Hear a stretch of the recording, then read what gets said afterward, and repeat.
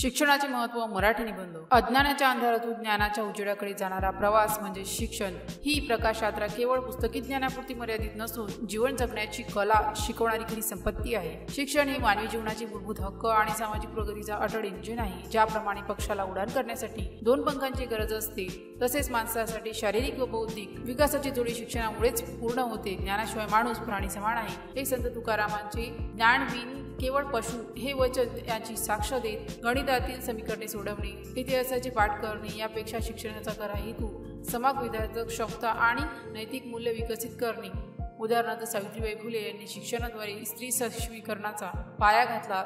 शिक्षित व्यक्ती नोकरीतून किंवा व्यवसायातून उत्पन्न मिळवू शकते. युनेस्को प्रमाणे 1 वर्ष अतिरिक्त शिक्षण मिळवल्यास व्यक्तीचे उत्पन्न 10% वाढते. अंधश्रद्धा, जातीभेद, गैरसमज यावर मात करण्याचे सामर्थ्य शिक्षण देते. डॉक्टर बाबासाहेब आंबेडकर यांचे शिका, संघटित वा संघर्ष करा हे घोषवाक्य यांचे प्रतीक आहे. दारिद्र्य निर्मूलन, शिक्षित समाज उत्पादकता वाढवून आर्थिक असमानता कमी करतो. स्वास्थ्य सुधारणे, शिक्षित माता लहान मुलांचा मृत्यूदर 50%हून कमी करतात. लोकशाही मजबूत, जागरूक नागरिक भ्रष्टाचार विरुद्ध आवाज उठवतात. स्त्री सक्षमीकरण, माध्यमिक शिक्षण घेतलेल्या महिलांचे लग्न वय 8 वर्षांनी वाढते. भारताचे डिजिटल क्रांतीचे आगमन, डिजिटल इंडिया UPI हे शिक्षित तंत्रज्ञानामुळे शक्य झाले आहे. चंद्रयान 3 सारखे अंतराळ प्रकल्प शस्त्र शिक्षणानेच फलित आहे. डॉक्टर APJ अब्दुल कलाम यांचे विचार, शिक्षण हे मानवी मन परिपूर्ण करणारे सर्वाधिक शक्तिशाली साधन आहे. ग्रामीण भागात दर्जेदार शाळांचा अभाव, निपुण भारत योजनेद्वारे पायाभूत सुविधा विकसित करणे,